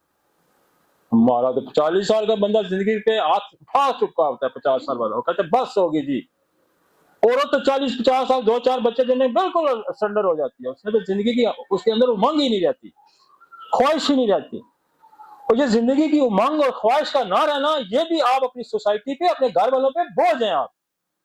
बाप बीमार होगा, माँ बीमार हो जाएगी, तो उसको संभालना तो आपने है ना। तो हमें कल कल हमने भी उसी स्टेज में से गुजरना है, हमारे बच्चों ने उस स्टेज से में गुजरना है, तो क्यों ना इससे पहले से तैयारी की जाए, और वक्त से पहले आप एक्सरसाइज जरूर करें यार। आप जितना भी सारा दिन कितना, तो भी मैं तो 15-16 घंटे में मेरी सिटिंग है, इसके बावजूद मैं 2-2.5-3 घंटे एक्सरसाइज के लिए जाता हूँ। और कभी मैं बारिश हो, तूफान हो, कुछ हो, रोजा हो, शबरात हो, ईद हो, हमने तो कभी वॉक नहीं छोड़ी या जिम नहीं छोड़ा, एक्सरसाइज करते हैं भाई। चाहे ओले पड़ रहे हो, बर्फें लगी हो, हम करते हैं, हम नहीं मिस करते। तो ये तो आप देखें, गोरों ने 40-50 साल से अभी उम्रें बढ़ा के, आम गोरी की एवरेज 90-100 साल उम्र चली गई है। क्या वजह है कि उन्होंने हेल्थ कॉन्शियस हो गए। हम कहाँ कब देखेंगे, जब बंदा गिर जाता है तो फिर घर वाले इसको उठा के अस्पताल ले जाते हैं, पता लगता है इसकी 3 रगें बंद हैं, अब इसका जनाब हड्डी का ये असर हो गया, L4-5 गया इसका, इसकी पता नहीं क्या क्या मसाइल हो गए, इसका तो कोलेस्ट्रॉल लेवल जो है वो ये चला गया। वो अचानक जब फिर धमाका होता है, और फिर जनाब हमने उस वक्त फिर ना हमारे पास वक्त है कि हम एक्सरसाइज कर सकें, ना वो वक्त होता है कि डाइट कंट्रोल कर सकें, ना वो वक्त होता है कि अब तीनों वेसल्स बंद हो गई हैं। तो फिर अब तो वो कहते हैं बाथ में भी आराम से जाना। आप 10 किलोमीटर वॉक कर सकते हैं, रनिंग कर सकते हैं, और उस वक्त कर सकते हैं जब आप कर सकते हैं, आप नहीं करते। तो फिर जब आपके लिए वो कहता है कुछ भी वर्जिश करूं, एक्सरसाइज करूं, तो वो कहता है बात तक नहीं जाना, बस आराम से, बस आराम से, क्योंकि आपको हार्ट अटैक हो सकता है, आपका स्पाइनल इतना वीक है कि आपका कोलैप्स हो सकता है। तो इससे बेहतर है कि एक इंसान की जिंदगी तो खुदा ने जो लिखी है उतनी है, लेकिन हेल्दी रखना तो आपकी जिम्मेदारी है। सेहतमंद रहना, तो आप मर तो बंदा एक्सीडेंट से भी सकता है, उसको पॉइजन भी हो सकती है, उसको कुछ भी हो सकता है, मर जाएगा, लेकिन हेल्दी लाइफ गुजारना तो आपकी जिम्मेदारी है। हमारा प्राइम टाइम जो है, मुझे सबसे बड़ा दुख है कि वो किस पे एक दूसरे को गालियां निकालने पे टीवी पे होता है। कभी प्राइम टाइम आप हेल्थ पे निकालें, कभी प्राइम टाइम आप एजुकेशन पे तो निकालें, लोगों को एजुकेट तो करें। और दुनिया के बाकी दुनिया के जो इंफॉर्मेशन वाले अदारे हैं, ब्रॉडकास्टिंग इदारे हैं, ये टेलीविजन है, रेडियो है, वो प्राइम टाइम आपकी एजुकेशन और हेल्थ पे निकालता है। और हमारे बंदे की भी ये नेचर है कि वो हेल्थ पे जब कोई बात हो रही तो उसको नींद आ जाती है, तालीम पे कोई बात हो रही है तो कहते हैं यार मैं जरा फलाना काम कर रहा हूँ। जब वो बकवास सुन रहा होता है वो वाली एक दूसरे के खिलाफ कि इसने चोरी की, इसने डाका मार दिया, इसने लूट खा गया, ये फलाना कर गया, वो हम ऐसे ध्यान से बैठ के सुनते हैं। जो हमारी और आपकी जिंदगियों पे जो एक खुदा ने वो अजाब मुब्तला किया हुआ है, जो हमारी जिंदगी के लिए जरूरी है कि आपको कारोबार के तरीके बताए जाएं, आपको हेल्थ सेफ रखने के तरीके बताए जाएं, आप अपने बच्चों को एजुकेट कर सकते हैं, वो तरीके नहीं आप होते, और ना हम सुनने को तैयार। आप जहां यकीन माने, जहां सेहत की तालीम की बात होगी, बंदे उठ के उधर टूट करते हैं। तो जहां ये बकवास लग रही है बैठ के आराम से सुनते हैं, बाकी काम छोड़ देंगे, अपने जिंदगी के रोजगार, काम, एक्सरसाइज छोड़ देंगे। तो हमें बीइंग ए डॉक्टर, मैं इसलिए आपसे बात कर रहा हूँ क्योंकि मैं वाइज करने का आदी नहीं हूँ। मैं तो सिर्फ ये कहना चाहता हूँ कि ये प्रॉब्लम है, इसका हल ये है। मेरे पास तो बंदा आएगा कि जी मेरा बच्चा नमाजें नहीं पढ़ता, तो मैं तो उसको नहीं कहता कि इस बच्चे को, वो बच्चे नमाज पढ़ा कर ये जाती है। मैं तो कहता हूँ इसको हारमोनियम के 2 देते हैं, पढ़ने शुरू कर दो, उसकी SMS की देते हैं, पढ़ना ज्यादा पढ़ता है तो हारमोनियम देते हैं, कम कर देगा। हम तो इस चीज के, लेकिन मैं अपने डॉक्टरों को एड्रेस कर रहा हूँ। लोग आपकी बात सुनते हैं, डॉक्टर ने मना किया, हाँ फिर ठीक है। ऐसा है ना, कितनी इज्जत है आपकी कि कोई बंदा कोई चीज नहीं खाता, तो दूसरा पूछता क्यों नहीं खा रहे, डॉक्टर ने मना किया, हाँ जी डॉक्टर, अच्छा फिर नहीं खाना। कोई बंदा आपको नहीं करता, जिद ही नहीं करता कि नहीं यार इसको डॉक्टर ने मना किया, इसको मत कहो। इतनी रिस्पेक्ट है। वो डॉक्टर खुद बीमार है और खुद उसने वही तरफात पढ़नी है। हमें चाहिए कि हम खुद मॉडल बने ताकि लोग आपको देखें, फिर उस पर अमल करें। ठीक हो गया जी। डिप्रेशन डायग्नोसिस क्या है, नंबर स्कैन है, हिप जॉइंट पैथोलॉजी कुछ हो सकती है। मतलब आप ये जैसे वो सिंड्रोम का हमने जिक्र किया कि कोई कोई हिप जॉइंट की पैथोलॉजी है, पेरिफेरल न्यूरोपैथी है जिसका मैंने आगे जिक्र किया, डायबिटिक न्यूरोपैथी है, और सैक्रोलियाटिस है, वेस्कुलर क्लोडिकेशन है, तो कोई मसल का कोई प्रॉब्लम नहीं है, कोई मसल इंजरी है। तो ये जो कंपैरेटिव स्टडी जो है, बेहतरीन डॉक्टर वो है जो कंपैरेटिव स्टडी जानता हो।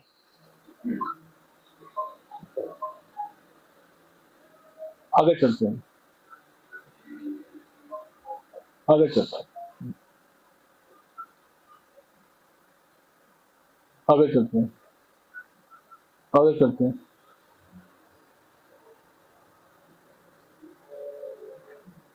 अब ये कॉम्प्लिकेशन हमने पहले भी, क्रोनिक पेन सिंड्रोम हो सकता है, परसिस्टेंट नमनेस और वीकनेस हो जाती है, और रीअपियरेंस होती है, डिसेबिलिटी है। एट द एंड क्या होगा, डिसेबिलिटी होगी कि आप चलने फिरने के काबिल नहीं। ये इसकी एंड कॉम्प्लिकेशन है कि आप बेड रिडन हो जाएंगे और आप किसी काम काज के लिए। तो नेक्स्ट चलते हैं, आगे चलते हैं।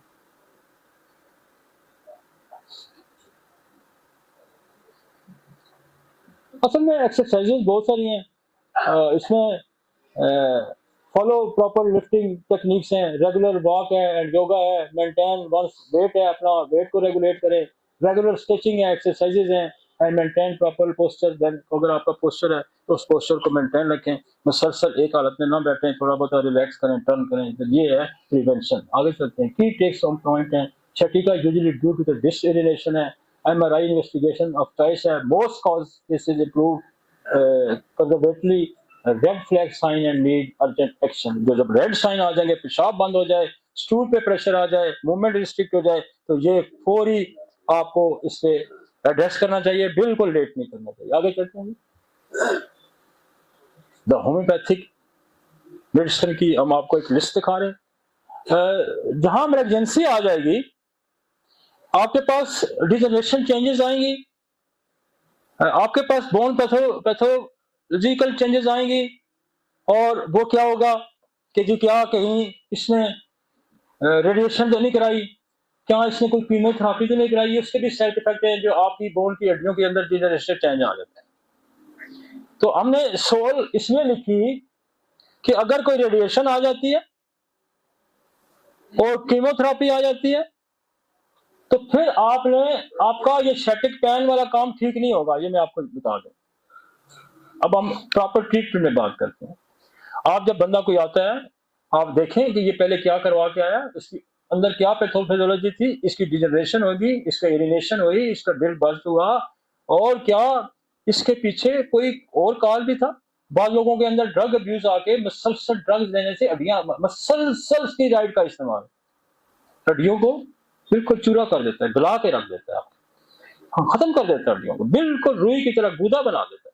तो फिर हम क्या करेंगे कि अगर कोई उसने स्टीरॉइड लिए वक्ती तौर पर, उसको सांस का प्रॉब्लम था, कोई रेस्पिरेटरी प्रॉब्लम था, कोई और प्रॉब्लम था, तो उसने या जैसे बेशुमार जगह स्टीरॉइड का इस्तेमाल होता है, मसलन प्लेटलेट्स गिर गए तो स्टीरॉइड का इस्तेमाल है, रेस्पिरेटरी प्रॉब्लम है तो स्टीरॉइड का है, और ब्रेन के अंदर ट्यूमर है तो उसको रोकने के लिए स्टीरॉइड का इस्तेमाल है।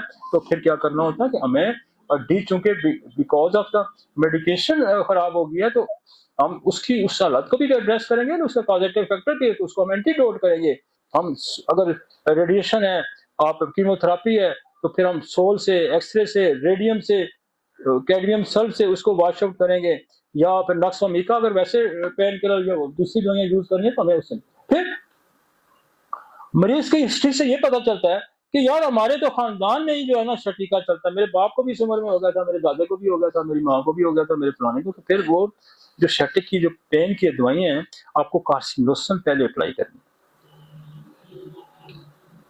हमेशा। शटिक पेन वाले से जितनी बाकी ड्रग्स की हिस्ट्री लेनी है, साथ फैमिली हिस्ट्री भी लेनी है कि ये आपकी फैमिली में क्यों नहीं चल रहा।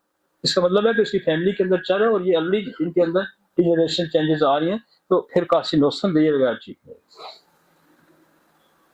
फिर हमारे पास बोन्स पैथोलॉजी के लिए एक स्पेसिफिक मेडिसिन भी आ गया है जिसको कहते हैं कॉर्सी ऑस्टियो, हड्डियों के कैंसर से बनती है, और वो एज ए इंटरकरेंट रेमेडी अगर आप एक आध डोज देंगे जिनके अंदर ये क्रोनिक हिस्ट्री है, और बार बार रैप्स खींचती है तो कार्सी ऑस्टियो,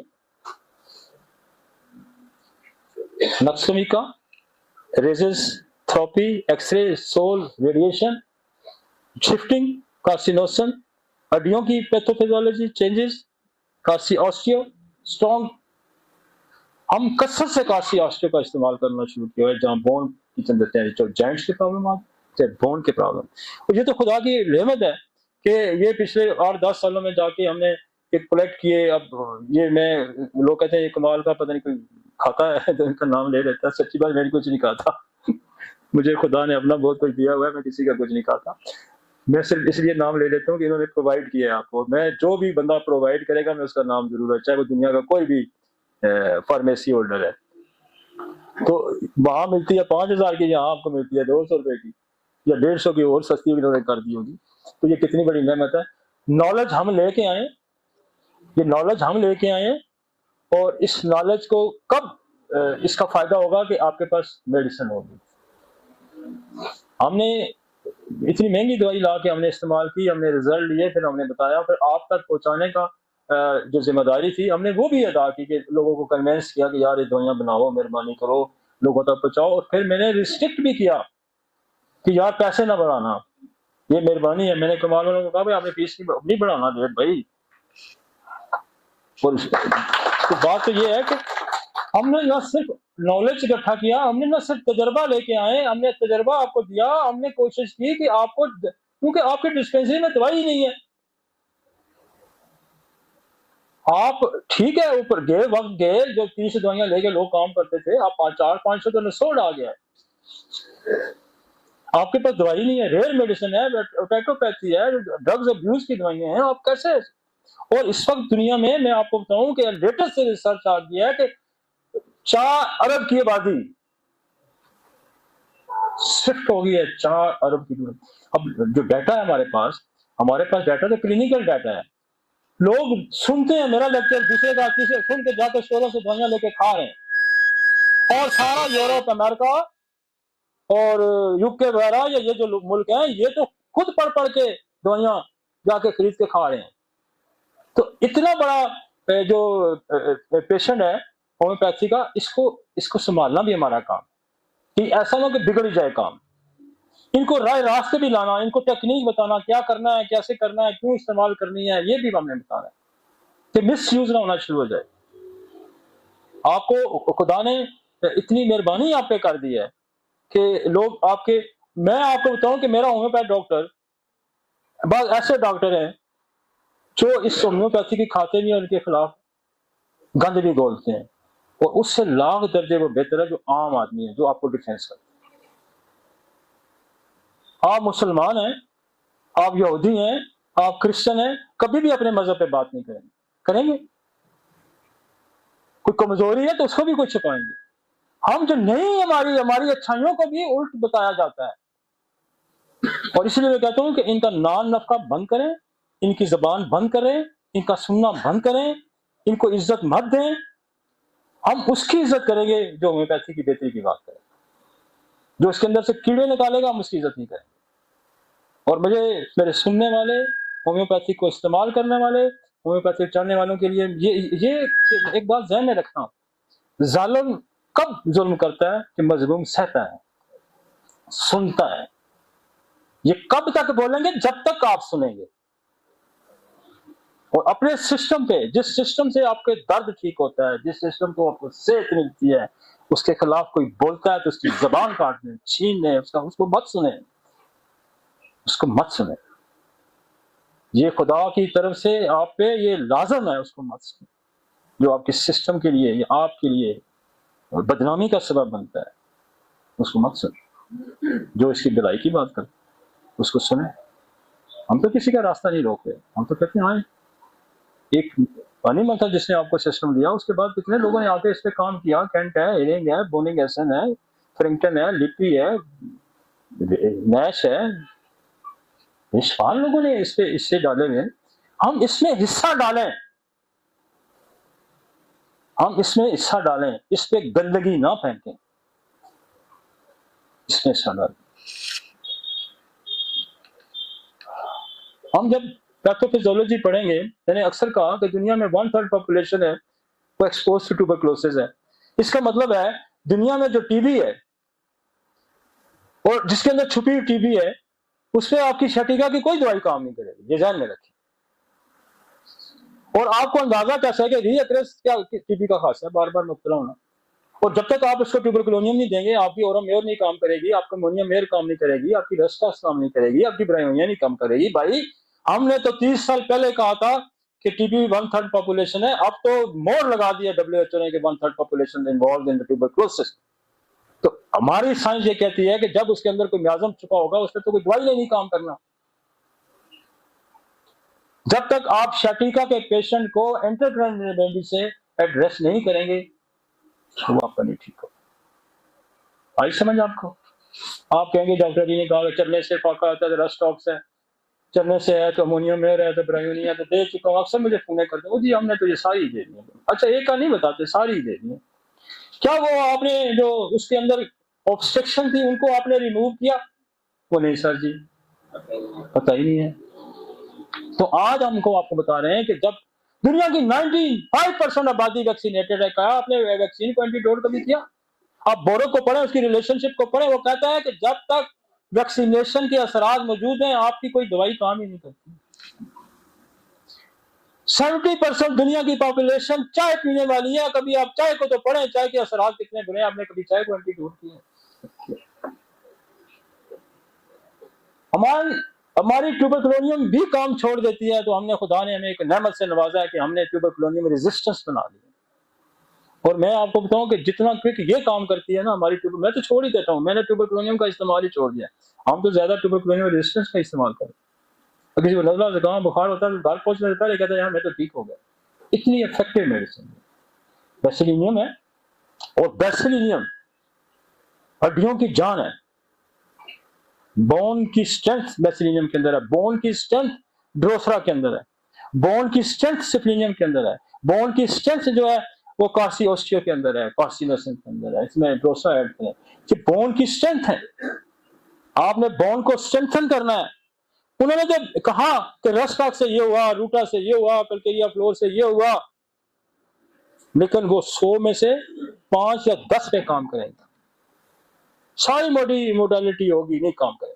ये मेरा, हम इतना सफर क्या सोचते हैं कि मैंने इस तरह से दवाइयां नहीं इस्तेमाल कराई होंगी, मैं रात का भी 400 मरीज देख के उठाऊं, हमने इस तरह नहीं दवाइयां इस्तेमाल कराई होंगी। हम ये सारे तय करके हम इस नतीजे पे पहुंचे कि जब तक आप मियाज़मेटिक ऑब्स्ट्रक्शन को नहीं रिमूव करते, आपके रिजल्ट नहीं आएंगे,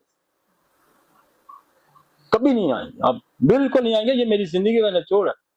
मैं सारी जिंदगी मरीजों में रहा हूं और मरीजों में बैठा हूं, और मेरे साथ मेरे गिर्द मेरे मरीजों का जो जमगट्ठा रहा है शुरू से आज तक।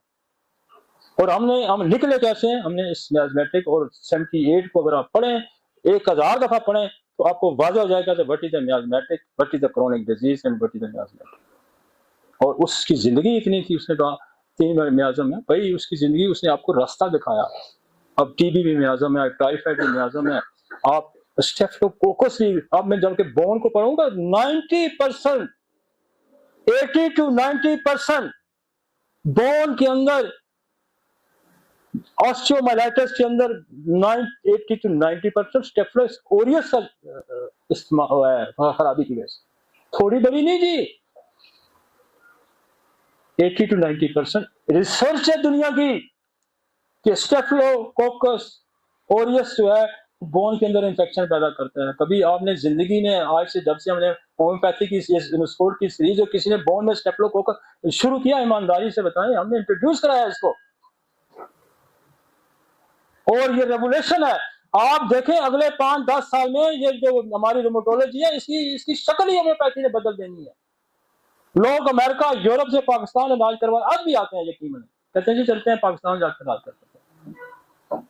इंडिया वाले रोते हैं कि हमें तो नसोड अवेलेबल ही नहीं है। यकीन माने, मुझसे कॉरेस्पॉन्डेंस होती है, मेरी रोज बात है, रोते पीटते हैं, कहते हैं यार आपको कुछ किस्मत है, आपके मुल्क में नसोड अवेलेबिलिटी है। और ये अवेलेबिलिटी कैसे हुई? ऐसे नहीं हुई। और मैं आज से 35 साल पहले मैंने फंक्शनों में जाना छोड़ दिया था, इसलिए कि मैं कह रहा था कि मुझसे पूछते थे कोई प्रॉब्लम, मैं क्या मेडिसिन अवेलेबल नहीं है। मुझे किसी भी कीमत का कोई गर्ज नहीं, मुझे, मैं कहता था कि दवाई अवेलेबल। ये जो ऐसे ऐसे बंदे हैं ना जो दुकानदार हैं, आज मिलियन अरबों रुपए के मालिक हैं, यकीन माने इनसे पैसा ले लिया जाए, इनको कोई होटल पे नौकर नहीं रखता जो बर्तन तोड़ देंगे। मैं इनको जाती तौर पर जानता हूं। इन्होंने दवाई नहीं अवेलेबल की, नहीं की इन्होंने दवाई अवेलेबल, और इन्होंने लूटा हमें। जब दवाई अवेलेबल हुई, मैं इंडिया के डॉक्टरों के आंखों से आंसू आते हैं कि ये दवाई आप बताते हैं, या दवाई मिलती नहीं है। ये दवाई अवेलेबल करना भी एक बड़ा जहाज था, रिसर्च करना, काम करना तो एक अलग सी बात है। तो हमने ना सिर्फ अपनी ड्यूटी पूरी की, हमने कोशिश की कि आपको दवाई भी अवेलेबल करें। और जब मैं आपको बताऊं कि 10, 15, 20 साल गुजरते हैं, अगर आपकी भी जिंदगी मेरे भी, तो दुनिया में होम्योपैथी में एक बहुत बड़ा रेवोल्यूशन है, तब्दीली आएगी। लोग शैटिक एसिड ठीक करेंगे, जो लोग ऑस्टियोमाइलाइटिस यूं ठीक करेंगे, लोगों को ऑस्टियोआर्थराइटिस यूं करेंगे, जो सेप्टिक आर्थराइटिस यूं ठीक करेंगे।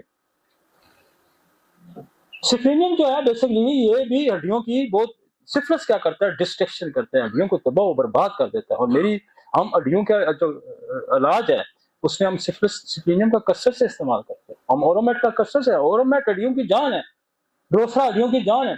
और हमारे पास ये तो मैग्नेटिक बेस है हमारी।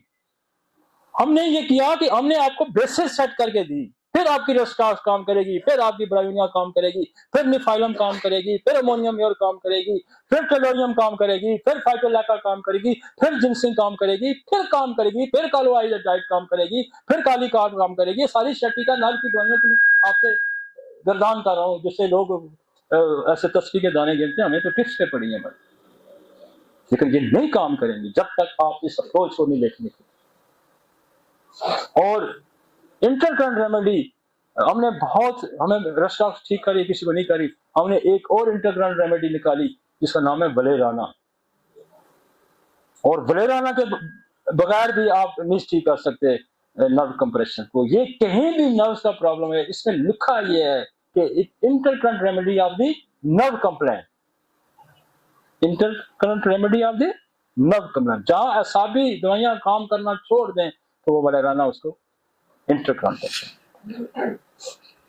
अच्छा, अब ये बेसिस है 11 नंबर तक, इन बेसिस को कंसीडर करना है। तो फिर शटिका टक टक टक, आप ये समझे कि टीका लग रहा है। यकीन माने, मैं तो कहता हूं, मैं तो 4 दिन, 3 दिन, 5 दिन, 6 दिन, हफ्ते से ज्यादा शटिका वाले को टाइम ही नहीं देता। मैं कहता हूं 3 दिन तक ठीक ना हो तो वापस आ जाना। तो ये जो नर्व पैथोलॉजी है, आपकी डिस्क बैठ गई है, आपकी नर्व कंप्रेसर रेट हो गया, इरिनेशन हो गया, बल्ज हो गया, सिनोसिस हो गया। यार रातों रात लोगों का किस तरह दिखता है, कितनी स्ट्रेंथ है मेडिसिन, रातों रात। सर्जिकल केसेस हैं, सर्जिकल केसेस हैं भाई, सर्जरी से भी लोग नहीं ठीक होते। और आप अगर एक्यूरेट डायग्नोज करके आप दवाई अप्लाई करते हैं तो बंदा आपका दूसरे दिन चल फिर रहा होता है।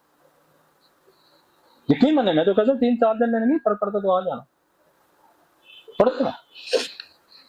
अब मैग्नीशिया फास्ट 2 ऐसी दवाइयां हैं और इतनी मर्जी इनकी मोडालिटी है, इतनी आसान। 2 चीजें अगर आपने याद रखनी है, दबाने से और गर्म करने से आराम, बस। तो आप वलेराना दे के क्या करेंगे, मैकफास्ट कोलोसिन दे दें। चलने से आराम, बैठने से, लेटने से, चलने से बंदा ठीक हो जाता है। रोस्टॉक्स आगे चलते हैं। ब्रायोनिया अपोजिट है। अच्छा, दोनों सिस्टर, इसको कहते हैं सिस्टर मेडिसिन। रोस्टॉक्स और ब्रायोनिया कॉम्प्लीमेंट्री भी, फॉलोवेल भी, एंटीडोट भी है, बहन है ना। सिस्टर मेडिसिन हर सूरत में फायदेमंद है कि अगर असरार ज्यादा हो गए तो एंटीडोट कर देगी, कॉम्प्लीमेंट्री भी है, फॉलोवेल भी है। तो ब्रायोनिया की एक अलामत मूवमेंट एग्रीवेशन। जिनसिंग, जिनसिंग का जो एरिया है ये भी लंबैगो, लोअर लंबर एरिया का अगर कंप्रेशन है, L4-5 में कंप्रेशन है तो जिनसिंग है। फाइटोलैका उन लोगों पे, ये शटिका की ये भी बड़ी दवाई है, उन लोगों पे काम करती है जिनके अंदर सिफिलिस होगा। सिफिलिटिक है ये, इसके अंदर बोरक ने लिखा हुआ है कि सिफिलिटिक शटिका, अंदर ही काम।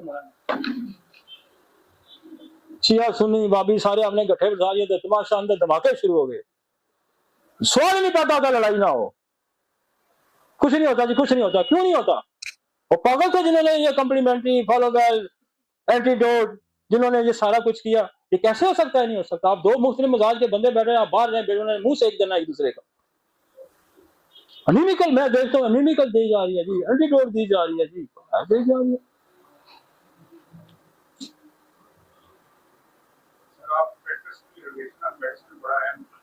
जी मैं इसीलिए डिस्कस कर रहा हूँ। आप रिलेशनशिप करें, आपके तल्लुकात किसी के साथ अच्छे नहीं, आपका काम कैसे वो करेगा? करेगा कोई काम? सवाल ही पैदा करता, रगड़ो इसनू, दबो इसनू, यही होता है ना। आप दो मुखालिफ बंदे बैठा के आप कहते हैं उससे वो एक दूसरे से काम ले सकते? एक काम दुनियावी सी बात है, दो मुखालिफ चीजों से आप कैसे काम ले सकते हैं? ऐसे कभी नहीं होता। आपको रिलेशन ठीक करने होते हैं, जिसने नहीं करना वो भी काम बिगाड़, और यकीन मैंने काम बिगड़ जाता है। मैं हैरान होता हूँ, सिलेशिया मक्सर गट्टी जा रही है, रस्ट एप्पल्स गट्टी जा, कहते मैं देता हूँ, भाई देता रहो, तो खराब कर रहे हैं लोगों को, देता रहो। हम तो नहीं देते। अक्सर लोग कहते हैं हम तो ऐसे ही देते हैं जी, मैं देते रहो। तो तमाशा तो बंदे के साथ लगता है ना जो खा रहा है, आप देते रहे, आपको कौन रोक सकता है? मजे की बात है, मेरे पास डॉक्टर को कोई रोक भी नहीं सकता ना कि तू सही दे रहा है या गलत दे रहा है। कई जैसे बंदे कहते हैं मैं नहीं मना कर सकता कि तू ठीक दे रहा है या गलत दे रहा है, हो सकता है ठीक ही दे रहा। अमोनियम में हम कसर, और बड़ी मजे की दवाई है फॉकिंग एग्रीवेशन, ब्रायोनिया की अम्पल्ला दवाई है। जहां बाद दफा ऐसा भी होता है कि मेरी प्रायोरिटी होती है कि मैं पहले अमोनियम मेयर ही देता हूँ, और बाद दफा अमोनियम मेयर नहीं काम करती तो फिर मैं ब्रायोनिया देता हूँ। हालांकि ब्रायोनिया मुझे पहले देनी चाहिए, लेकिन मेरे हाथ पे चढ़ी हुई है। तो ब्रायोनिया दोनों मजे की अम्पल्ला है और दोनों मुकाबले की दवाई है। वॉकिंग एग्रीवेशन, कालीकार, इसकी बड़ी मोडालिटी है जी, क्या मजे की दवाई है। और मैं ये समझता हूँ कि इसके लिए बहुत बड़ी दवाई है। जो आपका हमने वो एक सिंड्रोम का जिक्र किया था, उसकी भी बड़ी दवाई है। और ये जो औरतें बच्चे जन्ने के बाद कमजोर हो जाती हैं, जो मर्द अपना वाइटल फ्लूइड ज्यादा जाया कर देते हैं, ब्लड की जाया हो जाता है, किसी वाइटल फ्लूइड की, वाइटल एलर्जी की, जिस्म पे सदमा आने के बाद जो प्रॉब्लम पैदा होते हैं, दैट इज द कॉलिकार। हमने कई गुर्दे फेलियर के केसेस ठीक हुए हैं after the trauma of the delivery या सर्जरी, और गुर्दे फेलियर। कालीकार इज अ बिग मेडिसिन। और मैं आपको बताऊं कि ये होम्योपैथी के लिए बड़ी नेमत और दवाई है, और इसका टाइम बड़ा है 4-5 PM सुबह अर्ली मॉर्निंग, ये उठा देती है बंदे को दर्द से। इसकी बड़ी मोडालिटी है। डिस्चार्जेस के बाद दर्द बढ़ जाएगा, मेंसेस के बाद दर्द बढ़ जाएगा, इंटरकोर्स के बाद दर्द बढ़ जाएगा, कोई भी डिस्चार्ज होने के बाद दर्द बढ़ जाता है, दैट इज द कालीकार।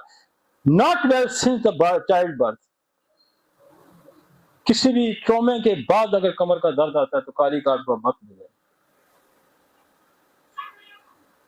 मिसकैरेज हो जाता है, कोई डिस्चार्जेस है तो बड़ी मजे की दवाई है। इसके अगेंस्ट मोडालिटी आ जाती है लेक्सिस की, कि डिस्चार्जेस से उसको फाका होता है, इसको डिस्चार्जिंग से इजाफा होता है, उसको फाका होता है। और मेरा पहला केस मैं पहले भी बयान करता, एक बंदा मेरे पास, मेरा क्लिनिक पीछे होता था, बहुत पुरानी बात है, तो उसका शकीका ठीक ना हो, तो हम भी सब्र नहीं करते। शुरू जमाने से मैं हमेशा, मेरा जो केस फंसता है तो मैं उस पर हमेशा मेहनत की है मैंने। और आप मेहनत करते हैं तब आपको फिर, मैंने कभी इसमें सरेंडर नहीं हुआ, मैं कभी पीछे नहीं हटा, मैं कब्र तक बंदे का पीछा करता हूँ इलाज के घर से। मैं नहीं चाहता कि मैं कभी, मैं नहीं कहता आप जाए बस खत्म हो गया, नहीं, हम तो बिल्कुल आखिरी दम तक हम फाइट करते हैं। और अगर मैं आखिरी दम फाइट ना करता तो आज जो बात आपसे कर रहे, ये बात करने के मैं काबिल ना हो। जंग हारना कोई बुराई नहीं है जी, नहीं ठीक हुए हमसे लोग, नहीं काबू आई होगी मर्ज, भागना सबसे बड़ी बुराई है। आप उसको छोड़ दें, आप उससे हट जाएं पीछे, ये बुराई है। तो हमने हमेशा इन बीमारियों से हम पीछे कभी नहीं हटे, हमने फाइट रखी, हम लड़े हैं इसके साथ। और लड़ने का नतीजा है कि आज हमने 400-500 सोर्ट निकाल के बाहर किए कि ये फंसते थे तो ये करते थे, ये फंसते थे तो ये करते थे, ये ऐसे 400-500 सोर्ट बाहर नहीं आए। लेक्सिस लेफ्ट साइडेड रेमेडी है, लेकिन शैटिका में अगर आप बोरो को पढ़ेंगे एक्सट्रीमिटी तो राइट साइडेड रेमेडी, और इसको बैठने से रस से आराम आता है। कोटिलेडन पेरिफॉर्मस सिंड्रोम, जिसका मैंने जिक्र किया, पेल्विक का ये मसल है, इसका जो सिंड्रोम है, इसमें कोटिलेडन है, इसमें मैंने कहा कालीकार्ब है, इसमें मैंने कहा कि सेटोनेशियम कार्ब है, ये बड़ी अद्वियात हैं। Sulphur as a intercurrent remedy, sulphur को खड़े होने से भी शर्टिका का बढ़, आप शर्टिका की रेपर्टरी जब आप देखेंगे तो सल्फर आपको बहुत मिलेगी। और मैं सल्फर को एज ए इंटरकरेंट हम बड़ी जोर से नहीं देता, मैं यहाँ बहुत लो पोटेंशियल में यूज करता हूँ, एक ही डोज 30 में देते हैं, एज ए इंटरकरेंट बेहतर कर देती है। रेडियम को गाय बगाए जब हम के केस फंसते हैं, और मैंने ये सीखी है किससे, डॉक्टर जहूर साहब से, और डॉक्टर जहूर साहब ने किससे सीखी है, डॉक्टर नूर मोहम्मद से। उन्होंने कहा कि गाय बगाए इलाज के दौरान रेडियम का इस्तेमाल करते रहें, ये दवाई को असर को अपने ऊपर नहीं लेती, बल्कि दवाई के जो दवाई आपकी बन रही होती है उसके असर को तेज कर। बाद दफा ऐसा भी मेरी जिंदगी में हुआ कि मैंने 10 दवाइयां 5, 6, 8, 10 इस्तेमाल करी, मरीज को फायदा नहीं हुआ, और जब हमने रेडियम दी तो मरीज ने कहा बेहतर होगा, उससे अंदर से कोई दवाई पिक कर ली, ये रेडियम है, ये बड़ी मजे की दवाई। बेलाडोना अपनी खासियत रखती है। दर्द अक्सर मरीज आपको कहेगा कि दर्द अचानक आता है, अचानक खत्म होता है, अचानक आता है, अचानक खत्म होता है, ये रेडियम बेलाडोना का खासा है। और ये रेपर्टरी में इस सिम्टम पे दवाई लिखी गई है, और इसकी जो अम्पला एक और दवाई है जिसको कहते हैं ऑक्सीटोपस, उसमें भी यही अलामत है कि suddenly appear suddenly disappear. कैनम sulph और लेक्सिस का ये खासा है कि हाथ नहीं लगाने देते। अक्सर शर्टी के नर्व वाले जो होते हैं ना, नहीं पीछे अक्सर कहते हैं कंप्रेस करो, दबाओ। ये कौन सी है, ये मैकफास्कोलोसेंट है, जो कहते हैं नेड़े नहीं आना, ये लेक्सिस है और चाइनम सल्फ। आगे चलते हैं, सिफलिनियम जिसका मैं आगे जिक्र कर, एक और दवाई है, ये भी बड़ी मजे की है। वो कहता कभी इस काम में दर्द है, फिर इसमें आ गया जी, अब इसमें है तो इसमें आ गया, इसमें अल्टरनेटिव पेन, जहां सिम्टम अल्टरनेट करेंगी राइट से लेफ्ट, लेफ्ट से राइट, शर्टिका के अंदर। अक्सर लोग कभी सर जी इधर हो जाता है, कभी इधर, कभी इधर हो जाता है, इधर ब्लैक कैन। अब रीडम पाल की जो सिम्टम है वो नीचे से ऊपर जाती है, लेकिन इसकी शर्टिक में जो सिम्टम है वो बड़ी डिफरेंट है। ये गर्म वार्म एग्रीवेशन, गर्म रखोगे। और इसके अम्पला एक और दवाई है, किसी को याद हो, इसके अम्पला कि वो भी गर्म ठंडा लगाना चाहता है ऊपर, वो दवाई है ग्वाइकम, ऐड कर दिया ग्वाइकम। हमने चूंकि दवाइयां कंपैरेटिवली याद की होती हैं, ये गर्मी फाका, ये सर्दी से फाका, तो रीडम को गर्म पसंद नहीं आएगा, कोलोसेंट को गर्म पसंद आएगा, मैकफास को गर्म पसंद आएगा, ग्वाइकम को ठंडा पसंद आएगा, लेक्सिस को ठंडा पसंद आएगा, फास्फोरस को ठंडा पसंद आएगा। तो दवाइयां इससे याद होती हैं। ग्वाइकम, ग्वाइकम का जोड़ों का दर्द, अक्सर लोग जोड़ों के दर्द वाले जो होते हैं ना, वो थोड़ी सी हीट शीट मिले तो सुकून महसूस करते हैं। ये ग्वाइकम वाला कहता है ऊपर ठंडा पानी से सुकून मिलता है इसको। दिस इज द लीडम पार्ट। फेरामेट, ये अम्पला है रस्टॉक्स की, जहां रस्टॉक्स देखिए बेहतर नहीं काम करती, चलने से फाका होता है तो रस्टॉक्स रह जाती है, वहां फेरम है, इसको भी चलने से फाका होता है। एंड कॉलीओइडॉइड worse at night and lying on the effective side can not stay, ये बेड पे टिकता ही नहीं है, रस्टॉक्स वाले बेड पे नहीं टिकता, बेड छोड़ देते हैं ये।